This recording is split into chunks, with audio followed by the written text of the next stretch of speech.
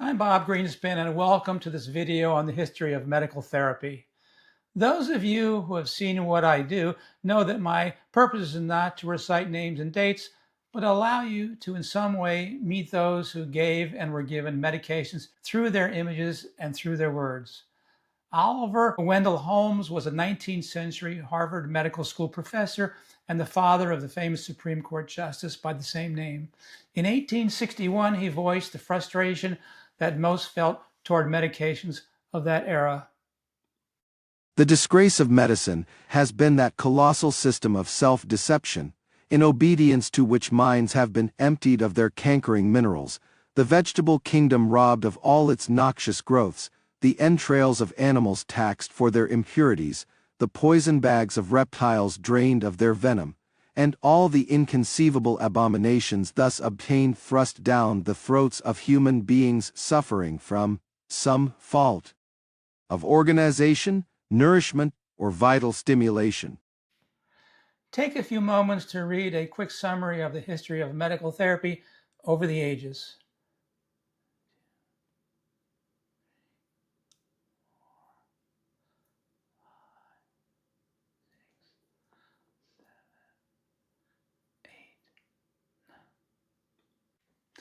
The earliest prescriptions were found in Egyptian papyri circa 1500 BC and contain any number of varied substances, including herbs, metals, animal products such as teeth, blood, stool, and urine.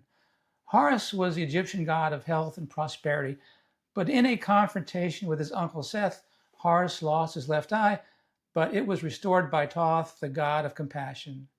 The Ujat, or Eye of Horus, that you are looking at now, was used by the Egyptians to measure any number of things, including ingredients for their medications, and was the basis of our current Rx prescription symbol. William Salmon included a number of animals and their parts in his 1693 book, The English Physician. Here he describes the medical uses of a toad. A toad dried in the sun, or an oven and reduced to powder and given inwardly is said to provoke urine, and cure the dropsy, if curable. Others give the ashes in the same dose for the same purpose outwardly applied. Being mixed with a little vinegar, it draws out the poison of carbuncles. Blown up the nostrils, it stops their bleeding, so also the whole toad dried and smelt to, or hung about the neck in a silk bag. Laid upon the navel, or so hung as to touch the upper part of the belly, it is profitable against the diabetes, and cures pissing abed, and yet laid to the kidneys, it brings forth the water by urine, and applied to the soles of the foot, it draws away distempers from the head, helps frenzies, and fevers. The powder is good against old ulcers and fistulas, and biting of serpents. Urine has been used both diagnostically and therapeutically for centuries. The study and use of urine by way of its color, smell, and taste is called uroscopy. And here is an early image of a uroscopy wheel with its importance described in the ancient Hindu Ayurvedic medicines, Dhamara Tantra. A sensible man gets up early in the morning when 3/4 of the night has passed, faces east and passes urine. The initial and concluding flow of urine is to be discarded. The intermediate flow is to be consumed. This is the most suitable method. Urine has been used both topically and internally for centuries. You will be looking at current literature while you listen to first century scientist Pliny the Elder describe one use in his book Naturalis Historia. The ashes of burnt oyster shells, mixed with old urine, yield a remedy against all sorts of running sores and skin rashes on children. Corrosive sores, burns, anal trouble, cracked skin, and scorpion bites are also treated with urine. The greatest midwives have asserted that no better washing medium exists for skin diseases. With an addition of soda, urine cures head wounds, dandruff, and spreading sores, particularly on the genitals. Every individual benefits most from his own urine, if I may say so. Artifacts from the departed were sure to provide mysterious and powerful cures. In the 12th century, Western physicians prescribed mummy powder for nausea, seizures, and paralysis. A Scottish cure for epilepsy came from the burned bones of a buried man, while a sure cure for headaches was snuff made from the powdered moss growing on a human skull. Ague was an early term for fever, which was not thought of as a symptom, but as the disease itself. Ropes used for hanging were believed to be capable of magical medical cures, including of the ague. This was a report of the 1752 hanging of highwayman Nicholas Mooney. After the cart drew away, the hangman very deservedly had his head broke for attempting to pull off Mooney's shoes, and a fellow had like to have been killed in mounting the gallows to take away the ropes that were left after the malefactors were cut down. A young woman came 15 miles for the sake of the rope from Mooney's neck, which was given to her, it being by many apprehended that the halter of an executed person will charm away the ague and perform many other cures. Reports of the mandragora plant or mandrake are found in the earliest recorded texts. It was used as an anesthetic, a sedative, and a purgative, but because of its hallucinogenic properties, mandragora was a standard ingredient in medieval witch's brew. The roots are forked, resembling the human form, so many believe that the plant cried out when pulled from the ground, causing the insanity or death of anyone listening. This is from a medieval text. Stuff the ears with good beeswax. Sift the earth around the mandrake and then attach a long piece of string to a dog's tail. See that the dog is either ailing or at the most very small and worthless. Then tie the other end of the string to the mandrake, give a sharp kick in the wretched cur's loins. As the creature jumps forward, the root will give its dreadful cry and the dog instead of a man will go mad or drop dead. You are looking at a mortar and pestle used by a canyon healer made of an elephant vertebra and rib, though the first recognized pharmacist practiced in Europe in the 7th century. There was no clear division between physicians and pharmacists until Frederick III of Sicily made that distinction in 1240. The pharmacy trade was potentially lucrative, so for many years after, there was a great deal of acrimony between physicians and pharmacists who practiced each other's trade. Following are the requirements of a pharmacist as described by 16th century British physician William Bullion. The apothecary must first serve God, foresee the end, be cleanly and pity the poor. His place of dwelling and shop must be cleanly, to please the senses withal. His garden must be at hand with plenty of herbs, seeds, and roots. He must read Dioscorides. He must have his mortars, stills, pots, filters, glasses, boxes, clean and sweet. He must have 2 places in his shop, one most clean for physic and the base place for chirurgic stuff. He is neither to decrease nor diminish the physician's prescriptions. He is neither to buy nor sell rotten drugs. He must be able to open well a vein, for to help pleurisy. He is to meddle only in his own vocation and to remember that his office is only to be the physician's cook. Listen to Shakespeare's description of a 16th century apothecary shop in Romeo and Juliet while you look at Bartholomew Hübner's 1775 engraving showing Michael Schuppach examining urine. I do remember an apothecary and hereabouts at Wells, which late noted in tattered weeds, with overwhelming brows, culling of samples. Meagre were his looks, sharp misery had worn him to the bones, and in his needy shop a tortoise hung, an alligator stuffed and other skins of ill-shaped fishes, and about his shelves a beggarly account of empty boxes, green earthen pots, bladders and musty seeds, remnants of packed reed and old cakes of roses, were thinly scattered to make up a show. While you look at 2 large French apothecary display jars, one with the image of Hippocrates and the other of Galen, listen to the oath a pharmacist was required to take. I swear and promise before God, the author and creator of all things, one in spirit and divided in 3 persons, eternally blessed, that I will observe strictly the following articles. First, I promise to live and die in the Christian faith. Second, to love and honor my parents to the utmost, also, to honor, respect and render service, not only to the medical doctors who have imparted to me the precepts of pharmacy, but also to my teachers and masters from whom I have learned my trade. Third, not to slander any of my ancient teachers or masters, whoever they may be, also, to do all I can for the honor, glory and majesty of physic. Fourth, never to teach to ungrateful persons or fools the secrets and mysteries of the trade, never to do anything rashly without the advice of a physician, or from the sole desire of gain, never to give any medicine or purge to invalids afflicted with acute disease without first consulting one of the faculty. 5th. Never to examine women privately, unless by great necessity, or to apply to them some necessary remedy, never to divulge the secrets confided to me. 6th. Never to administer poisons, nor recommend their administration, even to our greatest enemies, nor to give drinks to produce abortion, without the advice of a physician, also to execute accurately their prescriptions, without adding or diminishing anything contained in them, that they may in every respect be prepared secundum artem. 7th. Never to use any succedaneum or substitute without the advice of others wiser than myself, to disown and shun as a pestilence the scandalous and pernicious practices of quacks, empirics, and alchemists, which exist to the great shame of the magistrates who tolerate them.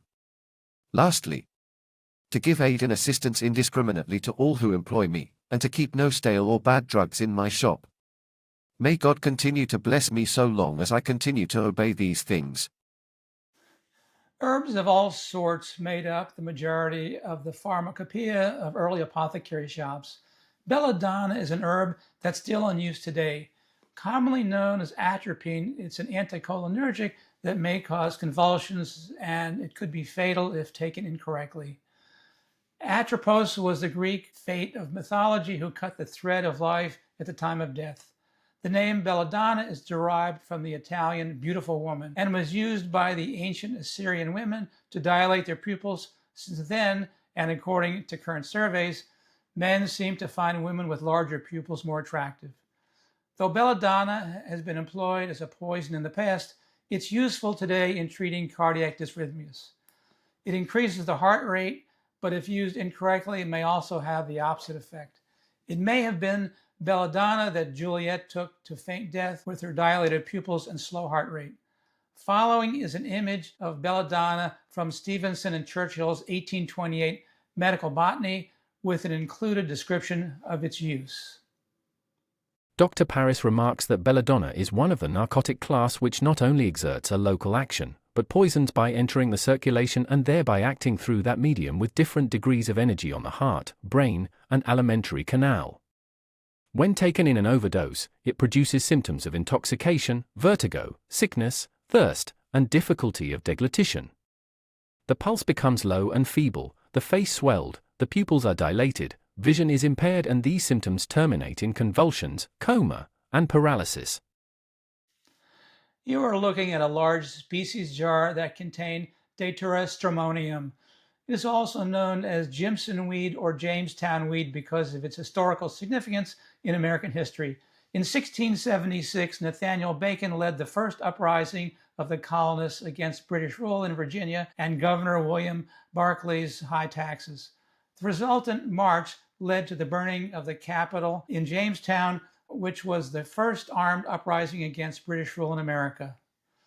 British troops fell under the influence of the roadside hallucinogen, Datura, they had taken. Following is another image from Stevenson and Churchill's Botany with a description of Bacon's rebellion. In Beverley's History of Virginia, page 121, we find the following curious passage. The Jamestown weed, which resembles apples of Peru, is supposed to be one of the greatest coolers in the world.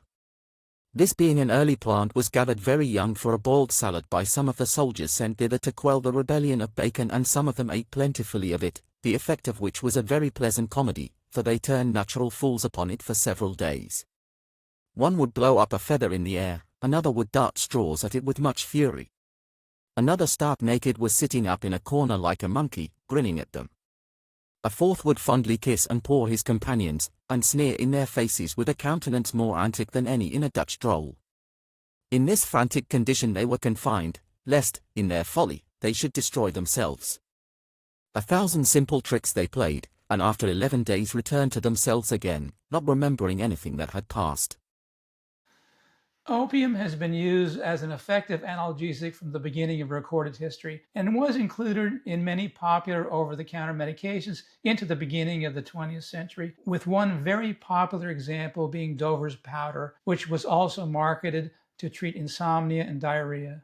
Thomas Dover was an early 17th century British physician who first sold his medication but found that piracy was more profitable.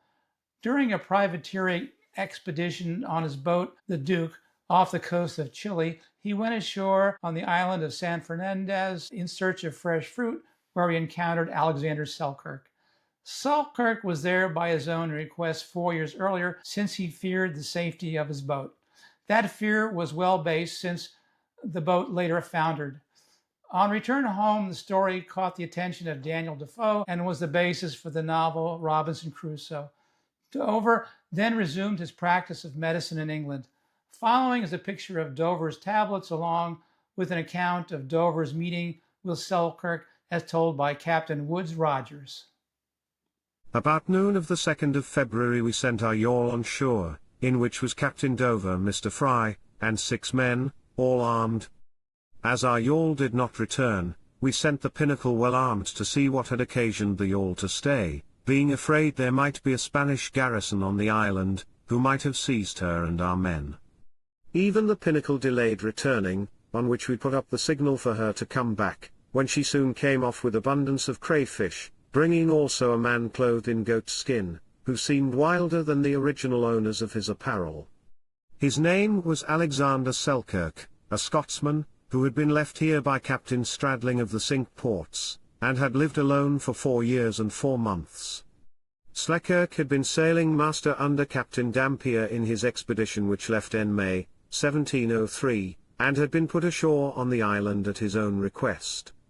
Dampier's expedition was unsuccessful, and the merchants were so sensible of his want of conduct, that they resolved never to trust him any more with a command. Subsequently the expedition sacked the 2 cities of Guayaquil, in the assault on which Dover led the van. They took several prizes and cruised about the coast from Peru to California waiting for treasure ships. Captain Thomas Dover returned from the South Seas a wealthy man. The expedition had been unusually successful, having realized the enormous sum of £170,000. Theriac was one of the earliest remedies for almost any medical condition, including the plague, and in fact was still available from pharmacists in France, Spain, and Germany into the latter part of the 18th century. In 63 BC, King Mithridates VI of Pontus was interested in finding an antidote to poisons. After much experimentation on his slaves, he discovered Mithridatum. Under the direction of the famous Greek physician Galen, it was used to treat emperors from all over the world, and by the Middle Ages, Theriac contained over 100 ingredients. It actually reached mythic proportions, often taking months to produce and years to age. It was made in many countries, but almost all formulae had 4 ingredients in common: 1 or more herbs, cinnamon, honey, and understandably, most importantly, opium. Controlled substances, in fact, remained popular ingredients in medications into the middle of the 20th century. This is an illustration of the poppy plant in the Stevenson and Churchill text with the 1793 report of self-experimentation by Scottish physician Samuel Crumpe. Experiment 1. I poured a small quantity of a strong watery solution of opium into my left eye. It immediately occasioned considerable pain, which continued for about 10 minutes, and a smart degree of inflammation both in the tunica ordinata and palpebra, which remained very observable for many minutes after the pain had ceased. The pain and inflammation were likewise attended with an effusion of tears. Experiment 2. Having reduced a small quantity of opium to powder, I drew it up my nose. It produced the same effects as weak snuff would have done. This experiment was made with similar event by Dr. Alston. Opium, he says, heats and irritates the nose, and creates an inclination to sneeze. Experiment 3. I injected some of the same solution above mentioned into the urethra, which was immediately followed by a sense of heat and pain. The result of this experiment I have indeed seen verified in several instances, wherein a simple aqueous solution of opium was used by way of injection in gonorrhea. You are looking at over-the-counter 20th century controlled substances. From the left is a heroin cough remedy, cannabis for children's diseases, and opium for abdominal pain.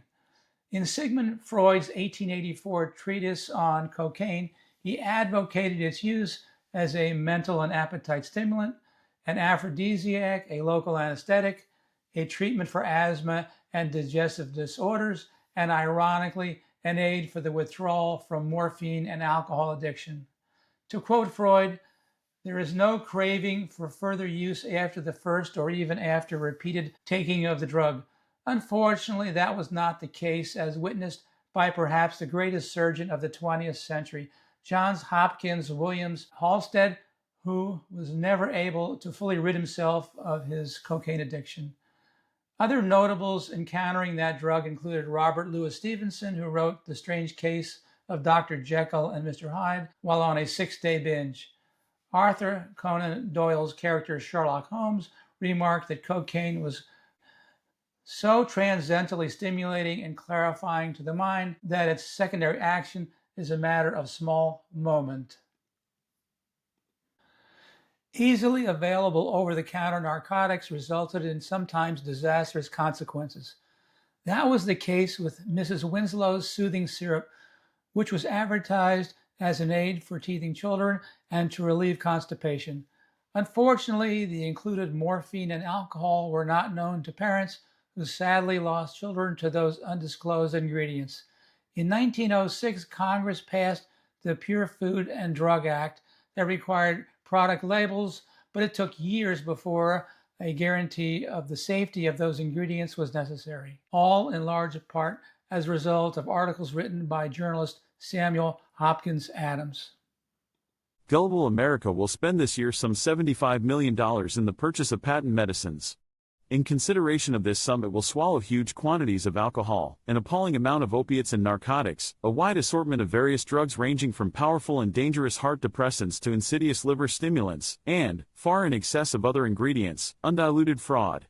For fraud, exploited by the skillfulest of advertising bunco men, is the basis of the trade. The sale of catarrhs and syrups containing narcotics is a shameful trade that stupefies helpless babies and makes criminals of our young men and harlots of our young women. Lydia Pinkham aggressively advertised her vegetable oil, and her face was the most recognized in the United States in the late 19th century. Her patent medication was particularly directed to women. In tests with their own patients, doctors found that Pinkham's compound and tablets relieved 63% and 80%, respectively, of functionally caused hot flashes in the cases tested. Most women also found they were less irritable and jittery. Instead of the edgy, moody feelings so frequently associated with menopause, they enjoyed a more cheerful sense of well-being, a fearful tragedy. A clergyman of Stratford, Connecticut, killed by his own wife. Insanity brought on by 16 years of suffering with female complaints the cause. Lydia Pinkham's vegetable compound, the sure cure for these complaints, would have prevented the direful deed. We come in contact with prescription and non-prescription drugs every day, with two of the most commonly recognized, castor oil and Tylenol. On the left is castor oil. Its use dating back to ancient Egypt, where it was used medically as a purgative. It's still commonly used in cosmetics, but you probably didn't know that, though harmless, castor oil comes from the same deadly poison, ricin seeds, and that ricin is a waste product in the manufacture of that oil. On the right is the powdered phenacetin. It was introduced in 1887 and for decades was useful as one of the first non-opioid analgesics, along with being an effective antipyretic. In 1983, phenacetin was withdrawn from the market when it was discovered that long-term use often resulted in kidney failure, cancer, and several blood disorders. A major metabolite is acetaminophen or Tylenol, a safe treatment for pain and fever that we use every day. Samuel Hahnemann was born in 1755 in Germany. He borrowed his system of homeopathy from Hippocrates, who once said, "Through the like disease is produced, and through application of the like it is cured." Hahnemann's use of small portions of medications to cure diseases by reproducing the symptoms of those diseases fell out of favor with pharmacists, since the small diluted doses of his medications were not profitable. Following is an example of two cased homeopathy sets, accompanied by an example of his system of therapy described by Hahnemann. Mercurial preparations, when administered internally, produce symptoms local and constitutional, so closely resembling the poison of luz venerea that medical practitioners, who have spent many years in the investigation of syphilis, find it very difficult, nay, in some instances impossible, guided by appearances, to distinguish one disease from the other. Of all the medicines used in the treatment of luz, mercury is the only one that has stood the test of time and experience. Let us then compare the effects of syphilis with those of mercury. The venereal poison produces on the skin pustules, scales, and tubercles. Mercury produces directly the same pollution of the skin. Syphilis excites inflammation of the periosteum and caries of the bones. Mercury does the same. Inflammation of the iris from luz is an everyday occurrence. The same disease is a very frequent consequence of mercury. Ulceration of the throat is a common symptom in syphilis. The same affection results from mercury. Ulcers on the organs of reproduction are the result of both the poison and the remedy, and furnish another proof of the doctrine similia similibus. You are looking at a ceramic jar dated 1627 and labeled syrup of Byzantium. It's one of many examples of early jars of this sort, but I wanted to include this one because of its history. The Byzantine Empire was centered in Constantinople from the 5th to the 15th centuries. This sweet grape-based syrup was used for its medicinal properties that purportedly included the treatment of fever, jaundice, and gout, in addition to other ailments. Pharmacies were not always accessible to doctors and patients, so portable medicine chests like this 18th century one that contained all the needed medications were popular. Apothecary show globes have been associated with the pharmacy trade for centuries. They appear to have originated in the British Isles, but their purpose remains open to much speculation, some believing that 16th century alchemists placed strangely colored liquids in glass containers to lend an air of mystery and magic in order to attract customers. Others speculate that the red color in show globes was displayed in apothecary shops to warn passers-by of plague or other diseases inside the city, while green was a sign of safety. This is a short history of the evolution of antibiotics. I would suppose that the first use of antibiotics was by the Romans with their application of wine and honey to wounds. I discussed the use of the inorganic mercury for the treatment of syphilis earlier in my video on the 7 deadly infections. Arsphenamine was the first modern antibiotic when, in 1910, it was the 600th compound that Paul Ehrlich tested for its efficacy against syphilis. His synthesized organic compound was later called salvarsan. While working for the Bayer Company in Germany in 1932, Gerhard Damick discovered the first sulfonamide prontosol. Ironically, it was that German antibiotic that saved the life of Winston Churchill during World War II. Lastly, one of the most important discoveries in the history of medicine was the discovery of penicillin in 1928 by Alexander Fleming, who accidentally noted that a penicillin-producing mold was effective against his Staphylococcus cultures. With the discovery of radioactivity and with no evidence of either efficacy or safety, manufacturers marketed radioactive water. The most flagrant was in 1918 by William Bailey, who over the next 10 years sold thousands of Radiothor bottles. Eben Byers was the 1906 amateur golf champion and the president of one of the largest steel companies in the world. In order to help heal an arm injury, over a several-year period, he ingested 1,400 bottles of Radiothor.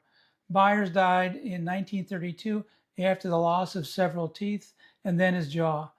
That marked the end of the sale of radioactive substances over the counter. This is an 1848 daguerreotype of parents mourning the loss of a child while next to their useless medications. After that is a description by Mark Twain of a very common assessment of medical therapy at the time.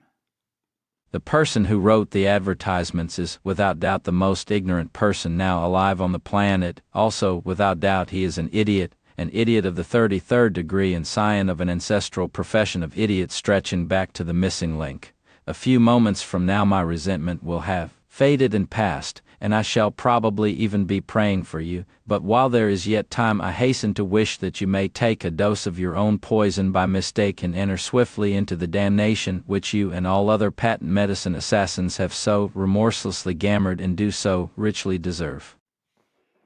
Thank you for joining me, and I hope to see you next time.